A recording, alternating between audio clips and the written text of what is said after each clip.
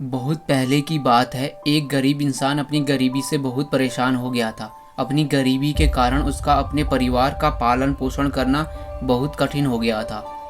एक पत्नी और दो बच्चे के भरण पोषण के बोझ ने उसके मन में उथल पुथल मचा दी थी। इसी उथल पुथल के चलते उसने घर छोड़कर भाग जाने का निर्णय ले लिया और एक रात वह चुपचाप अपना घर परिवार छोड़कर चला गया। वह रात में बिना किसी मंजिल को निर्धारित किए ही चला जा रहा था। जब वह एक नदी किनारे पहुंचा तो उसने देखा वहां भगवान बुद्ध अपने शिष्यों के साथ डेरा डाले हुए हैं। यह देख उसने निर्णय लिया कि वह सन्यासी हो जाएगा और भगवान बुद्ध का शिष्य बनकर उनके साथ ही रहने लगेगा। यह निर्णय लेकर वह भगवान बुद्ध के डेरे में जाकर उनके शरणों में गिर गया और उनसे विनती करने लगा कि वह उसे शिष्य बनाकर अपने साथ रख लें। भगवान बुद्ध ने उस गरीब इंसान पर कृपा करके उसे अपना शिष्य बना लिया। उसके बाद जब भगवान बुद्ध का काफिला आगे बढ़ा तो वह भी उनके साथ ही चल पड़ा। गर्मी का महीना था। भगवान बुद्ध का काफिला चलता ही जा रहा था। जब वह एक जंगल में पहुंचे तो सभी लोग पेड़ के नीचे विश्राम करने के लिए रुक गए।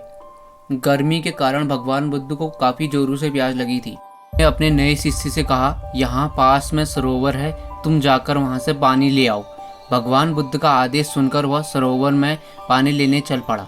जब वह सरोवर के पास पहुंचा तो उसने देखा कि कुछ जंगली जानवर सरोवर में उधम मचा रहे हैं।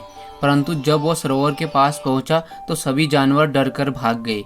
उस शिष्य ने सरोवर के पास जाकर देखा कि सरोवर का पानी जानवरों के उधम मचाने के कारण काफी गंदा हो गया था। सरोवर का कीचड़ और सड़े गले पत्ते बाहर उभर कर आ गए थे।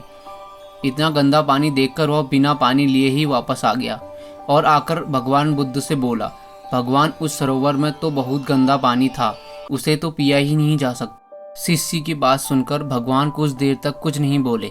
फिर उससे कहा, जाओ जाकर उसी सरोवर से पानी ले आओ। भगवान बुद्ध का आदेश सुनकर वह शिष्य पानी लेने तो चल पड़ा, परंतु मन ही मन सोचता जा रहा था कि भगवान बुद्ध इतने गंदे पानी को कैसे पिएंगे। जब वह चलता ही हुआ सरोवर के पास पहुंचा तो यह देखकर हैरान हो जाता है कि सरोवर का पानी निर्मल और स्वच्छ हो गया है। वह पानी लेकर बुद्ध के पास आता है और उनसे प्रश्न करता है कि थोड़ी ही देर में सरोवर का पानी इतना साफ कैसे हो गया। तब भगवान बुद्ध ने उसे समझाते हुए कहा, जब जानवर पानी में उधम मचा रहे थे तब उसका कीचड़ उभर आया था, परंतु कुछ देर शांत रहने पर कीचड़ वापस नीचे बैठ गया और पानी फिर से निर्मल हो गया।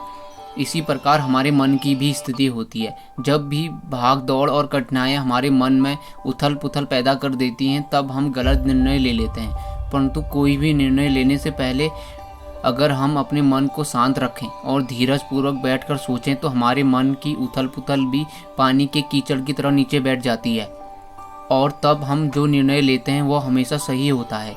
इसलिए बुरे समय में इंसान को कभी भी धीरज नहीं खोना चाहिए। भगवान बुद्ध का यह उपदेश उसे समझ में आ जाता है और जब वह शांति से बैठकर सोचता है तो उसे यह आभास हो जाता है कि उसने घर छोड़कर गलत फैसला लिया था और भगवान बुद्ध से आज्ञा लेकर वह अपने घर वापस चला जाता है।